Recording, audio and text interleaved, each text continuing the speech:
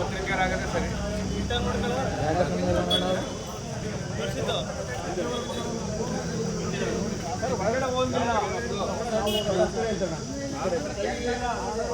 ಎಲ್ಲಂತೆ ನೋಡ್ರಿ, ಇಲ್ಲಂತೆ ಅಣ್ಣ, ಇಲ್ಲಂತೆ.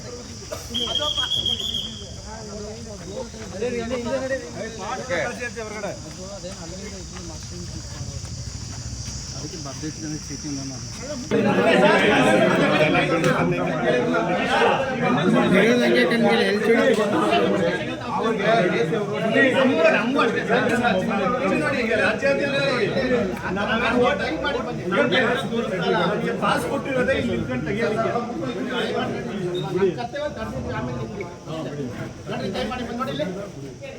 ಎಲ್ಲ ಮಾಡ್ತಾರ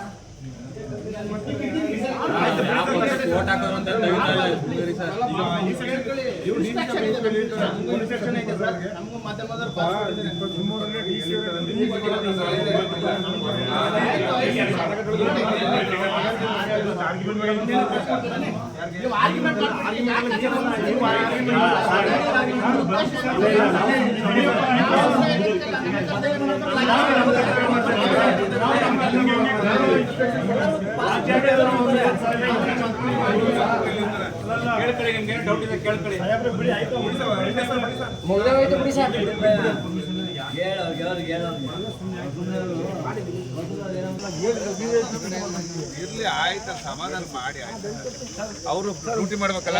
ನಮ್ದು ವಿಡಿಯೋ ಮಾಡ್ಕೊತಾರೆ ಸರ್ ಅವರು.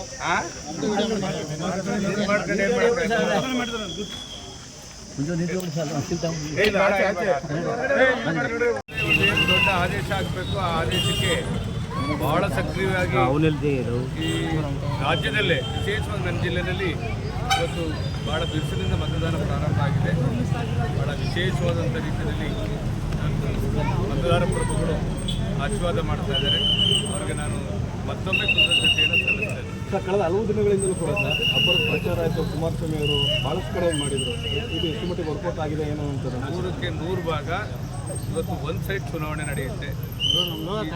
ಜಿಲ್ಲೆಯ ಜನ ಸ್ವಾಭಿಮಾನದ ಅನೇಕ ನಿರ್ಧಾರಗಳನ್ನು ಹಿಂದೆ ಮಾಡಿದ್ದಾರೆ. ಈಗಾಗಲೇ ಅವರು ಸ್ಪಷ್ಟವಾದಂಥ ನಿರ್ಧಾರ ಮಾಡಿದ್ದಾರೆ.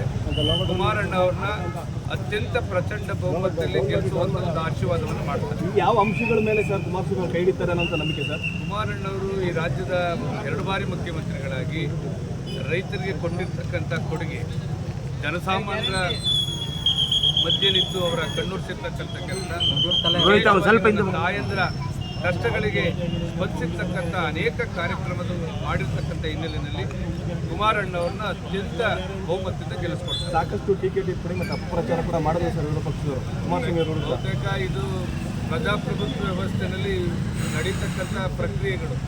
ಆದರೂ ನಮ್ಮ ಜಿಲ್ಲೆಯ ಜನ ಯಾವತ್ತೂ ಅವ್ರು ಯಾವ ಥರ ನಿರ್ಧಾರ ತಗೊಂಡಾಗಿದೆ. ಕುಮಾರಣ್ಣವ್ರನ್ನ ಅತ್ಯಂತ ಪ್ರಚಂಡ ಬಹುಮತ ಗೆಲ್ಲಿಸ್ಕೊಡ್ತಾರೆ. ಥ್ಯಾಂಕ್ ಯು ಅಣ್ಣ. ನನ್ನ ಜಿಲ್ಲೆಯ ಜನ ನಮ್ಮ ನಾಯಕರಾದಂಥ ಕುಮಾರಣ್ಣವ್ರನ್ನ ಅತ್ಯಂತ ಪ್ರಚಂಡ ಬಹುಮತ ಗೆಲ್ಲಿಸ್ಕೊಡ್ತಾರೆ.